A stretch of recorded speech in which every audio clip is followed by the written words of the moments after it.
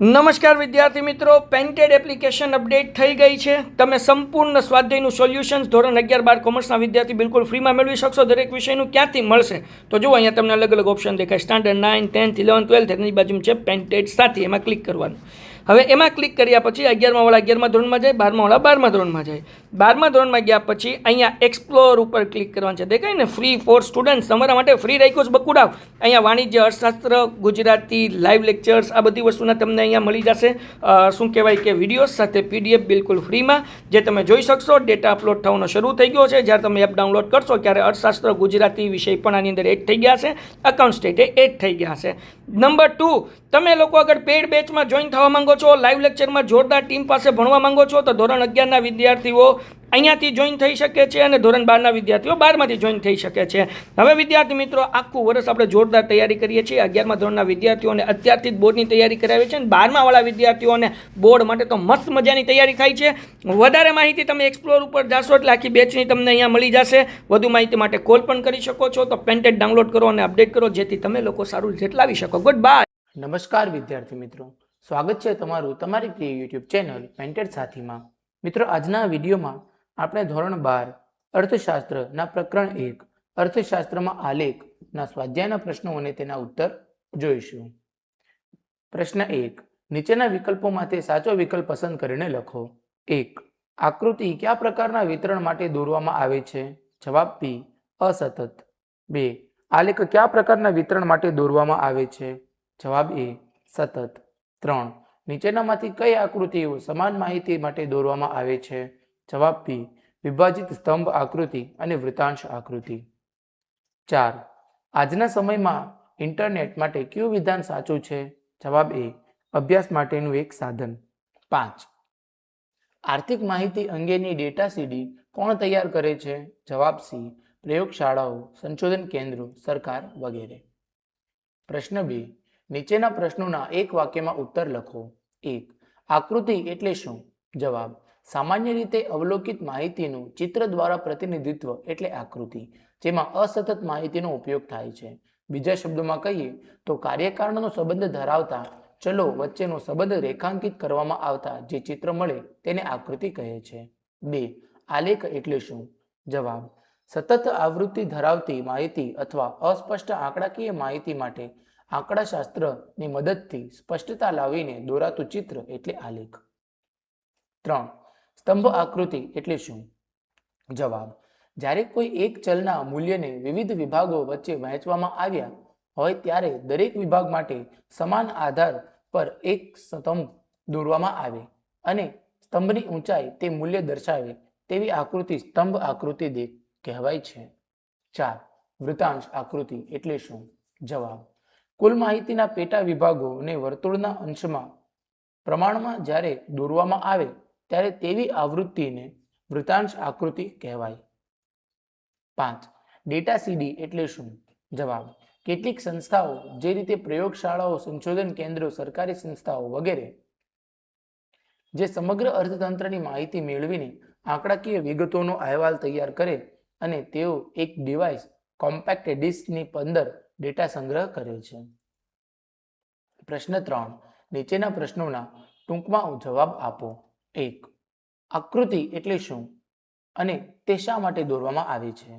જવાબ, આકૃતિ એટલે અસતત માહિતી ધરાવતી આવૃત્તિને અવલોકિત માહિતી અને ચિત્ર દ્વારા પ્રતિનિધિત્વ એટલે આકૃતિ, જે સ્વયં સ્પષ્ટ માહિતી માટે દોરવામાં આવે છે, જે વિજ્ઞાપન કંપનીઓ દ્વારા આકર્ષણ ઊભું કરવા માટે, રાજ્ય માહિતી આપવા માટે, સામાજિક સંસ્થાઓ દ્વારા જાગૃતિ ફેલાવવા માટે તેનો ઉપયોગ કરવામાં આવે છે. 2, આલેખ એટલે શું અને તે શા માટે દોરવામાં આવે છે? જવાબ, આલેખ પણ અવલોકિત માહિતીનું ચિત્ર દ્વારા પ્રતિનિધિત્વ કરે છે, પરંતુ આલેખ માટે વપરાતી માહિતી સ્વયં સ્પષ્ટ હોતી નથી. જ્યારે માહિતીને સતત આવૃત્તિમાં જ દર્શાવતી હોય ત્યારે આલેખ દોરવામાં આવે છે. સતત આવૃત્તિમાં અપાયેલી માહિતીને સ્પષ્ટ કરવા માટે આંકડાશાસ્ત્રના સાધનોનો ઉપયોગ કરવામાં આવે છે. વળી અન્ય પ્રકારની અસ્પષ્ટ આંકડાકીય માહિતી માટે પણ આલેખ દોરવામાં આવે છે. આલેખ દોરવા માટે અને સમજવા માટે આંકડાશાસ્ત્રનું જ્ઞાન જરૂરી બને છે. એક્સ અને વાય ધરી દ્વારા દોરાયેલ ચતુર્થાંશોમાંના એક કે એકથી વધુ ચતુર્થાંશ પર આલેખ ફેલાઈ શકે છે. પ્રશ્ન 3, અર્થશાસ્ત્રમાં આકૃતિ અને આલેખનું મહત્વ જણાવો. જવાબ: અર્થતંત્રમાં આવતા કેટલાક પરિબળોના જુદા જુદા વર્ષો સહેલાઈથી એક જ આકૃતિ અથવા આલેખ જોઈ શકાય છે. સામાન્ય રીતે અઘરો અને અટપટો લાગતો અર્થશાસ્ત્રનો અભ્યાસ આકૃતિ દ્વારા સરળ બને છે અને આલેખ દ્વારા વધુ સ્પષ્ટ બને છે. અર્થશાસ્ત્રના વિવિધ ક્ષેત્રોમાં થતા ફેરફારો પણ સહેલાઈથી સમજી શકાય છે. અર્થતંત્રના કેટલાક પરિબળો માટેની વર્ગો, પ્રદેશો, ક્ષેત્રો તેમજ સમયગાળા વચ્ચેની સરખામણી સહેલાઈથી કરી શકાય છે. અર્થશાસ્ત્રની કેટલીક અઘરી બાબતો સમજાવવા પાછળ લખનાર અને વાંચનારનો સમય તથા શક્તિ બચે છે, કારણ કે આકૃતિ અને આલેખ દ્વારા અનેક બાબતો સ્પષ્ટ રીતે જોવાય છે. 4. અભ્યાસ કરવામાં કમ્પ્યુટર ટેકનોલોજી કઈ રીતે ઉપયોગી બને છે? જવાબ: આજનો યુગ આધુનિક યુગ અને ટેકનોલોજીનો યુગ ગણાય છે. આપણે રોજિંદા જીવનમાં વધુને વધુ ટેકનોલોજીનો ઉપયોગ કરતા થયા છીએ. સામાન્ય રીતે અભ્યાસની અંદર પ્રેઝન્ટેશન બનાવવા, ઓનલાઈન લેક્ચર્સ જોવા, એક્સેલ શીટ બનાવવા, આકૃતિ અને આલેખ દોરવા, અભ્યાસ સામગ્રી સાચવવા વગેરે બાબતો માટે આપણને અભ્યાસમાં કમ્પ્યુટર ટેકનોલોજી ઉપયોગી બને છે. પ્રશ્ન 5. ડેટા સીડી પર નોંધ લખો. જવાબ: કેટલીક સંસ્થાઓ જે રીતે પ્રયોગશાળાઓ, સંશોધન કેન્દ્ર, સરકારી સંસ્થાઓ વગેરે જે સમગ્ર તંત્રની માહિતી મેળવીને આંકડાકીય અહેવાલ તૈયાર કરે છે, તેવી સંસ્થાઓ અધિકૃત આંકડાઓની સીડી બજારમાં વેચવા મૂકે છે, જેને શૈક્ષણિક સંસ્થાઓ, સંશોધન સંસ્થાઓ વગેરે તેની ખરીદી છે અને તેનો ઉપયોગ અભ્યાસ તેમજ સંશોધન માટે રહેશે. જેમ કે ભારત રાષ્ટ્રીય અવકાશની ગણતરીની સીડી, વસ્તી ગણતરીના આંકડાની સીડી, ઉદ્યોગોનો સર્વે, નેશનલ સેમ્પલ સર્વે ઓર્ગેનાઇઝેશન NSSO વગેરે ઉપલબ્ધ છે. અર્થતંત્રની ઘણી બધી માહિતી માટેની સીડી જે તે મંત્રાલયના આંકડાકીય વિભાગોમાં મળી શકે છે અને કેટલીક સંસ્થાઓ જેવી કે CMI આંકડાકીય માહિતીની સીડી વેચે છે અને સમગ્ર તંત્રના મહત્વના આંકડાઓના સોફ્ટવેર બનાવે છે. અર્થતંત્રની માહિતી આપતી સીડીમાં અનેક આંકડાઓ અપાયેલા હોય છે, તેથી આપણને જરૂરી આંકડા શોધવાનું કાર્ય મુશ્કેલ લાગે છે. તેથી તેની સંપૂર્ણ માહિતી હોવી પણ જરૂરી બને છે. પ્રશ્ન 4. નીચેના પ્રશ્નોના મુદ્દાસર જવાબ આપો. 1. આકૃતિ અને આલેખ દોરતી વખતે ધ્યાનમાં રાખવાની બાબતો જણાવો. જવાબ: દરેક સ્તંભની પહોળાઈ સરખી હોય છે, કારણ કે સ્તંભની પહોળાઈ કોઈ મૂલ્ય દર્શાવતું નથી. દરેક સ્તંભની લંબાઈ કે ઊંચાઈને તે સ્તંભ માટેના ચલના મૂલ્ય કે અનુરૂપ હોવી જોઈએ. દરેક કંપની વચ્ચેનો ગાળો આકૃતિમાં સરખો હોવો જોઈએ અને તે જ ગાળો ઉગમ બિંદુ અને પ્રથમ સ્તંભ વચ્ચે જાળવવો જોઈએ. દરેક કામ એક સામાન્ય રીતે દોરવામાં આવે છે, તેના પર દર્શાવાતા પરિબળોને આધારે કહેવાય છે. આજના યુગમાં વાયધરી પર આડા સ્તંભ દોરવાની રીત વધુ પ્રચલિત થઈ છે. દરેક ઉપર સ્તંભ માહિતીના જ દોરવામાં આવે છે. આમ પ્રથમ માહિતી માટેનું ઉદ્ગમ બિંદુથી પહેલો દોરવામાં આવે છે. પ્રેઝન્ટેશન બનાવતી વખતે માહિતીને અનુરૂપ અર્થશાસ્ત્રના સિદ્ધાંતો અને આંકડાકીય માહિતી અને સ્પષ્ટ રીતે અને સરળતાથી સમજી શકાય એવી રીતે રજૂ કરવી જોઈએ. વૃત્તાંશ આકૃતિ દોરતી વખતે 360 અંશ વૃત્તાંશને માહિતીને અનુરૂપ વિભાગમાં દર્શાવવા જોઈએ. પ્રશ્ન 2. સ્તંભ આકૃતિ દોરતી વખતે ધ્યાનમાં રાખવાની બાબતો જણાવો. જવાબ: દરેક સ્તંભની પહોળાઈ સરખી હોય છે, કારણ કે સ્તંભની પહોળાઈ કોઈ મૂલ્ય દર્શાવતું નથી. દરેક સ્તંભની લંબાઈ કે ઊંચાઈને તે સ્તંભ માટેના ચલના મૂલ્યને અનુરૂપ હોવી જોઈએ. દરેક સ્તંભ વચ્ચેનો ગાળો આકૃતિમાં સરખો હોવો જોઈએ અને તે જ ગાળો ઉગમ બિંદુ અને પ્રથમ સ્તંભ વચ્ચે જાળવવો જોઈએ. દરેક કામ એક સામાન્ય રીતે દોરવામાં આવે છે, તેના પર દર્શાવાતા પરિબળોને આધારે કહેવાય છે. આજના યુગમાં વાયધરી પર આડા સ્તંભ દોરવાની રીત વધુ પ્રચલિત થઈ છે. દરેક ઉપર સ્તંભ આ માહિતીના જ દોરવામાં આવે છે. આમ પ્રથમ માહિતી માટેનું ઉત્તમ ઉગમ બિંદુથી પહેલો દોરવામાં આવે છે. 3. આકૃતિ અને આલેખ વચ્ચેનો તફાવત જણાવો. જવાબ: આકૃતિ સ્પષ્ટ માહિતી માટે બનાવવામાં આવે છે, જ્યારે આલેખ અસતત માહિતી માટે બનાવવામાં આવે છે. આકૃતિ બનાવવા માટે ચોક્કસ સ્કેલ માપ લેવો જરૂરી છે, જ્યારે આલેખ બનાવવા માટે ચોક્કસ સ્કેલ માપ લેવો જરૂરી હોતો નથી. આકૃતિ બનાવવા માટે અર્થશાસ્ત્રનું જ્ઞાન હોવું જરૂરી નથી. આલેખ બનાવવા માટે અર્થશાસ્ત્રનું જ્ઞાન હોવું ખૂબ જરૂરી છે. આકૃતિના વિવિધ પ્રકારો: ચિત્ર આકૃતિ, આકૃતિ વર્તુળ આકૃતિ, વૃત્તાંશ આકૃતિ, વગેરે છે.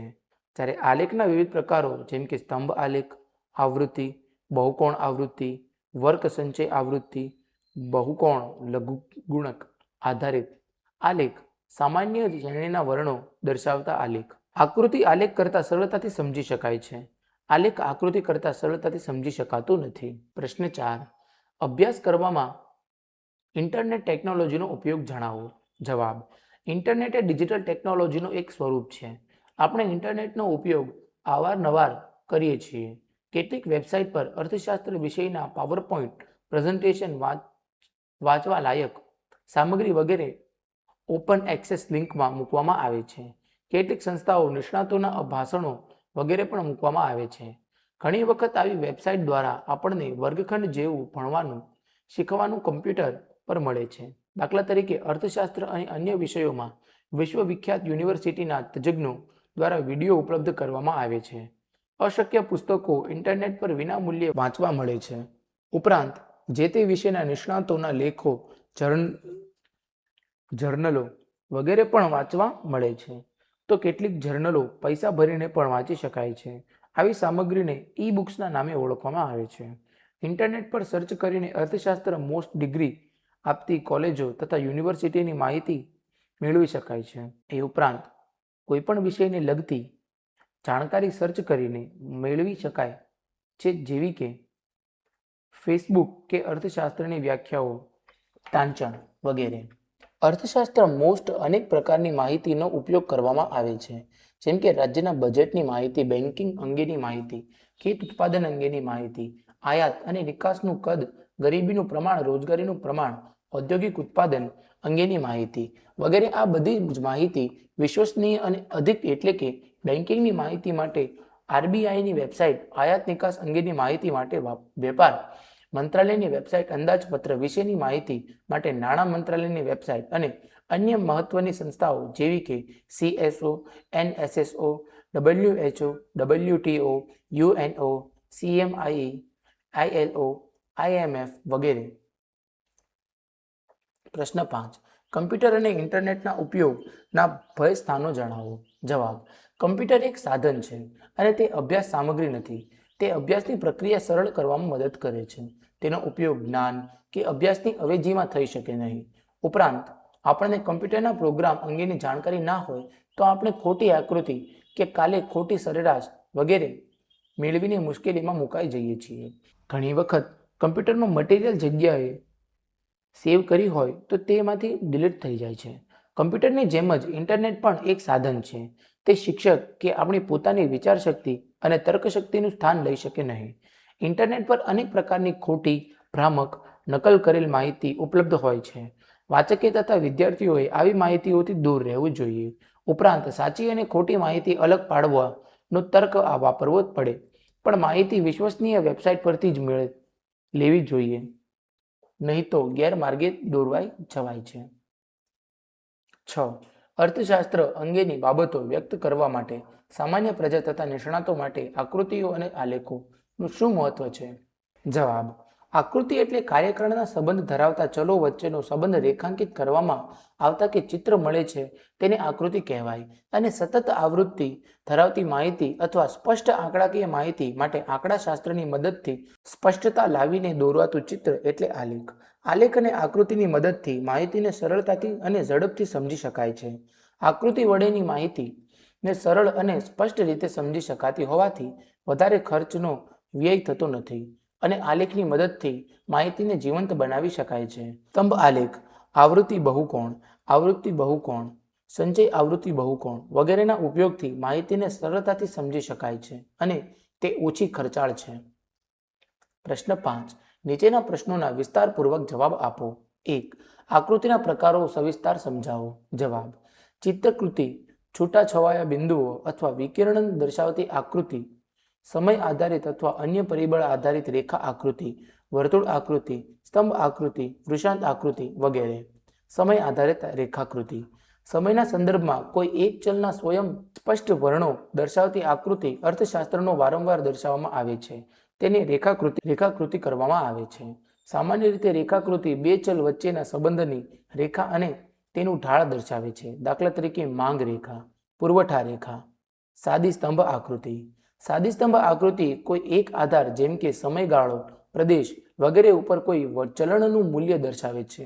આ આકૃતિ વિવિધ પ્રદેશો સમયગાળા માટે શીતલના મૂલ્ય સરખામણી આકર્ષક રીતે રજૂ કરવામાં આવે છે. પાસપાસીની સ્તંભ આકૃતિ. આ પ્રકારની આકૃતિમાં કોઈ પણ આધાર ઉપર કોઈએ એક કરતાં વધુ માર્ગો માટેનું મૂલ્ય દર્શાવવામાં આવે છે. આથી આધારના દરેક મૂલ્ય ઉપર ચલના વિવિધ વર્ગોના મૂલ્યો દર્શાવતા જુદા જુદા સ્તંભોમાં દોરવામાં આવે છે. વિભાજિત સ્તંભ આકૃતિ. જ્યારે સ્તંભ આકૃતિના દરેક સ્તંભના મૂલ્ય અને એકથી વધુ પેટા વિભાગોમાં વહેંચવામાં આવે છે ત્યારે વિભાજિત સ્તંભ આકૃતિ બને છે. આ સ્તંભના પેટા વિભાગોને અલગ અલગ રંગો અથવા શેડથી આકર્ષિત કરવામાં આવે છે અને દરેક વિભાગ આંક દર્શાવે છે તે લખવામાં આવે છે. વૃત્તાંશ આકૃતિ. વૃત્તાંશ એટલે વર્તુળના અંશને એક વસ્તુને એક સમષ્ટિ માની લેવામાં આવે છે અને માહિતીના વિભાગોને વર્તુળના ભાગ પાડીને દર્શાવવામાં આવે ત્યારે વૃત્તાંશ આકૃતિ બને છે. જે માહિતી માટે વિભાજિત સ્તંભ આકૃતિ દોરવામાં આવે છે તેવી જ માહિતી માટે વૃત્તાંશ આકૃતિ દોરવામાં આવે છે. વર્તુળનું ક્ષેત્રફળ 360 અંશ હોવાથી ચલનું કુલ મૂલ્ય 360 અંશ દર્શાવવામાં આવે છે અને માહિતીના પ્રમાણના આધારે વૃત્તાંશ પાડીને પેટા મૂલ્યો દર્શાવવામાં આવે છે. પ્રશ્ન 2. અર્થશાસ્ત્રના અભ્યાસ માટે ટેકનોલોજીના ઉપયોગ અંગે સમજૂતી આપો. જવાબ. આધુનિક યુગે ટેકનોલોજીનો યુગ ગણાય છે. આપણે આપણા રોજિંદા જીવનમાં વધુને વધુ ટેકનોલોજીનો ઉપયોગ કરતા થયા છીએ. એકબીજા સાથે સંપર્કમાં રહેવા, ચલચિત્રોની ટિકિટ બુક કરાવવા, ટીવી અને મોબાઈલ રિચાર્જ કરાવવા, ગીતો સાંભળવા, ડ્રાઇવિંગ કરતી વખતે રસ્તો શોધવા, ખરીદવા, ભણવા વગેરે માટે ટેકનોલોજીનો ઉપયોગ કરીએ છીએ. આજે આપણે શિક્ષણમાં પણ ટેકનોલોજીનો ઉપયોગ કરીએ છીએ. જેમ કે પ્રેઝન્ટેશન બનાવવા તૈયાર કરવા માટે અર્થશાસ્ત્રના સિદ્ધાંતો કે અટપટી આંકડાકીય માહિતી અને પાવર પોઈન્ટ પ્રેઝન્ટેશન દ્વારા ખૂબ જ સરળતાથી સમજાવી શકીએ છીએ. Excel worksheet. અર્થશાસ્ત્ર મોટા પ્રમાણમાં આંકડાકીય માહિતીનો ઉપયોગ થાય છે. સંશોધન કરતા નિષ્ણાતો અત્યંત મોટા પ્રમાણની આંકડાકીય માહિતીની ચકાસણી કરે છે. જેમ કે જ્યારે આપણે ભારતનો નાના પાયાના ઉદ્યોગો દ્વારા ઉત્પન્ન થતી ચીજ વસ્તુઓની માહિતી મેળવવાના પ્રયાસો કરીએ છીએ ત્યારે આપણને અસંખ્ય ચીજ વસ્તુઓના ઉદાહરણો મળે છે. આવી માહિતી કમ્પ્યુટર પ્રોગ્રામની એક્સેલ શીટમાં મૂકીને તેના સરવાળા સરેરાશ સંબંધ વિશેના મૂલ્યો અંકો મિનિટમાં મેળવી શકીએ છીએ. એક્સેલ શીટ આંકડાકીય માહિતી અને પ્રોસેસ કરવા માટેનો પ્રોગ્રામ છે. મેળવેલી માહિતી માટે વિવિધ પ્રકારની આકૃતિઓ પણ એક્સેલમાં દોરી શકાય છે. આકૃતિ અને આલેખ દોરવા માટેના પ્રોગ્રામો. કમ્પ્યુટર ટેકનોલોજીમાં અનેક પ્રોગ્રામો છે જેના વડે અર્થશાસ્ત્ર અને વિવિધ આકૃતિ કે આ લોકો દોરી શકાય. સામાન્ય વર્ડ ફાઇલમાં પુરવઠા અને માંગ રેખા જેવી સરળ આકૃતિ દોરી શકાય છે. અભ્યાસ સામગ્રી સાચવવા માટે અર્થશાસ્ત્રના અભ્યાસ માટે અસંખ્ય શૈક્ષણિક સાધન સામગ્રીની જરૂર પડે છે. ઉપરાંત અર્થશાસ્ત્રના ઉચ્ચ અભ્યાસ કે સંશોધન માટે પણ આવું સામગ્રી અનિવાર્ય બને છે.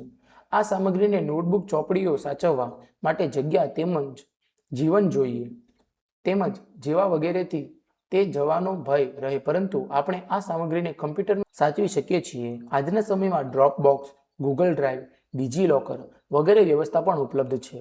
અન્ય સાધનો. આંકડાશાસ્ત્રના એડવાન્સ પ્રોગ્રામ જેવા કે SPSS, SHAZM, eViews, SAS વગેરે અસંખ્ય માહિતી માટે આંકડાકીય ગણતરીઓ કરે છે, પરંતુ આવા પ્રોગ્રામો બજારમાં ખૂબ જ ઊંચી કિંમતે મળે છે. આવા સાધનો સંશોધન કરનાર સંસ્થાઓ કરીને ઉપયોગમાં લે છે, પરંતુ કેટલાક સોફ્ટવેર વિના મૂલ્યે ઇન્ટરનેટ પરથી પ્રાપ્ત થઈ શકે છે, જેવા કે GRETL, PSPPR વગેરે. મિત્રો, અહીં આપણો સ્વાધ્યાય એ પૂર્ણ થાય છે. તમે હજુ સુધી પેન્ટેડ સાથે ન જોડાયો હો તો આજે જ પેન્ટેડ સાથેને સબસ્ક્રાઇબ કરો. હવે આપણે મળીશું એક નવા પાઠના સ્વાધ્યાયના પ્રશ્નો અને તેના ઉત્તરો સાથે. નમસ્કાર વિદ્યાર્થી મિત્રો, પેન્ટેડ એપ્લિકેશન અપડેટ થઈ ગઈ છે. તમે સંપૂર્ણ સ્વાધ્યાયનું સોલ્યુશન્સ ધોરણ 11-12 કોમર્સના વિદ્યાર્થી બિલકુલ ફ્રીમાં મેળવી શકશો. દરેક વિષયનું ક્યાંથી મળશે તો જુઓ, અહીંયા તમને અલગ અલગ ઓપ્શન દેખાય. સ્ટાન્ડર્ડ 9, 10, 11, 12 એની બાજુમાં છે પેન્ટેડ સાથી, એમાં ક્લિક કરવાનું. હવે એમાં ક્લિક કર્યા પછી 11મા વાળા 11મા ધોરણમાં જાય, 12મા વાળા 12મા ધોરણમાં જાય. 12મા ધોરણમાં ગયા પછી અહીંયા એક્સપ્લોર ઉપર ક્લિક કરવાનું છે. દેખાય ને, ફ્રી ફોર સ્ટુડન્ટ, તમારા માટે ફ્રી રાખ્યું છે બકુડાવ. અહીંયા વાણિજ્ય, અર્થશાસ્ત્ર, ગુજરાતી, લાઈવ લેક્ચર્સ, આ બધી વસ્તુના તમને અહીંયા મળી જશે શું કહેવાય કે વિડીયો સાથે PDF બિલકુલ ફ્રીમાં, જે તમે જોઈ શકશો. ડેટા અપલોડ થવાનો શરૂ થઈ ગયો છે. જ્યારે તમે એપ ડાઉનલોડ કરશો ત્યારે અર્થશાસ્ત્ર, ગુજરાતી વિષય પણ આની અંદર એડ થઈ ગયા છે. અકાઉન્ટ સ્ટેટે એડ થઈ ગયા છે. નંબર 2, તમે લોકો અગર પેડ બેચમાં જોઈન થવા માંગો છો, લાઈવ લેક્ચરમાં જોરદાર ટીમ પાસે ભણવા માંગો છો, તો ધોરણ 11ના વિદ્યાર્થીઓ અહીંયાથી જોઈન થઈ શકે છે અને ધોરણ 12ના વિદ્યાર્થીઓ 12માંથી જોઈન થઈ શકે છે. હવે વિદ્યાર્થી મિત્રો, આખું વર્ષ આપણે જોરદાર તૈયારી કરીએ છીએ. 11મા ધોરણના વિદ્યાર્થીઓને અત્યારથી જ બોર્ડની તૈયારી કરાવી છે અને 12મા વાળા વિદ્યાર્થીઓને બોર્ડ માટે તો મસ્ત મજાની તૈયારી થાય છે.